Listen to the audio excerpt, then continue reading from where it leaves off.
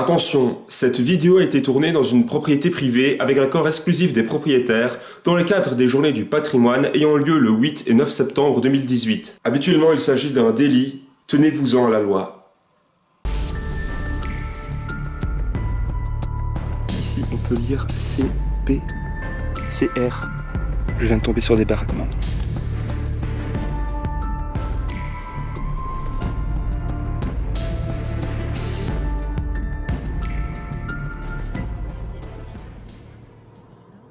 Salut à tous les amis, je vous trouve ici pour une deuxième exploration sur ma chaîne YouTube.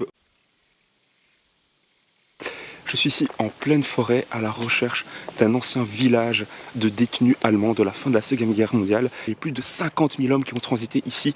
C'était simplement le plus grand camp de recensement de prisonniers à la fin de la Deuxième Guerre mondiale en Wallonie, c'est-à-dire en Belgique francophone. Alors aujourd'hui, la végétation a complètement repris ses droits, vous voyez là. Mais il y a toujours des traces, en tout cas, de ce passé qui est à la fois méconnu. Il faut savoir que moi je suis originaire de la région, j'habite à une quinzaine de minutes ici en voiture et je n'avais jamais pris connaissance de l'existence même de ce camp. On est ici pendant les journées du patrimoine, c'est la raison pour laquelle on peut exceptionnellement accéder à ce terrain qui d'habitude est privé.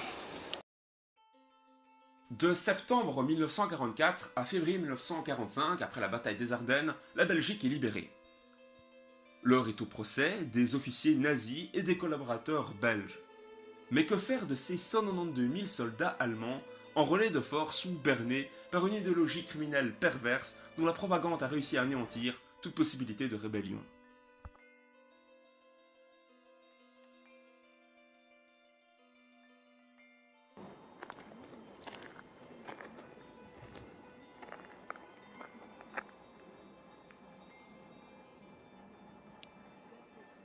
Voici ce qui reste de l'hôpital militaire. Les populations européennes sont décimées. Partout, il manque de main-d'œuvre. La production de charbon passe de 100 000 tonnes dans les années 30 à peine 20 000 à la fin de la guerre. Malgré le mépris de l'époque pour le bien du pays, aussi paradoxal soit-il, ces Allemands étaient une opportunité en or pour redynamiser notre économie. Environ 50 000 furent obligés de travailler dans nos mines de charbon, et 9 000 comme ouvriers agricoles, mais aussi comme des mineurs, alors que le traité de Genève l'interdisait formellement. Bon, dans cette partie-là, il n'y a pas grand-chose.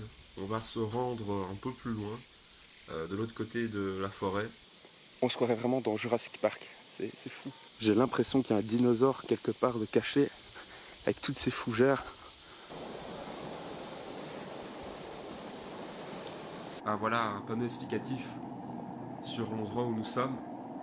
Il faut savoir que ça faisait quand même 170 hectares. Alors, j'ai vraiment du mal à imaginer c'est quoi, mais je me dis que ça doit faire toute la forêt qui est ici autour de moi, donc c'est quand même assez vaste. C'était donc un camp où étaient centralisés tous les prisonniers de guerre allemands et qui étaient ensuite dispatchés dans les différentes mines principalement de la région. Et ils faisaient en fait l'aller-retour chaque jour. Ils étaient donc détenus par des Américains, plus précisément donc des soldats venant de Louisiane, qui ont ensuite été envoyés faire la bataille du Pacifique. Et c'est ainsi qu'il y a eu une transition.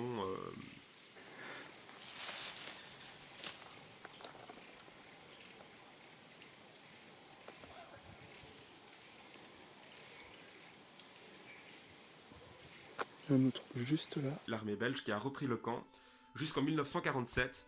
Et à la toute fin, les soldats allemands ont été donc renvoyés chez eux. Et le camp a servi une dernière fois à centraliser cette fois-ci tout le matériel américain laissé sur place partout en Belgique pour ensuite le revendre afin de récolter un peu d'argent pour renouveler le matériel militaire belge.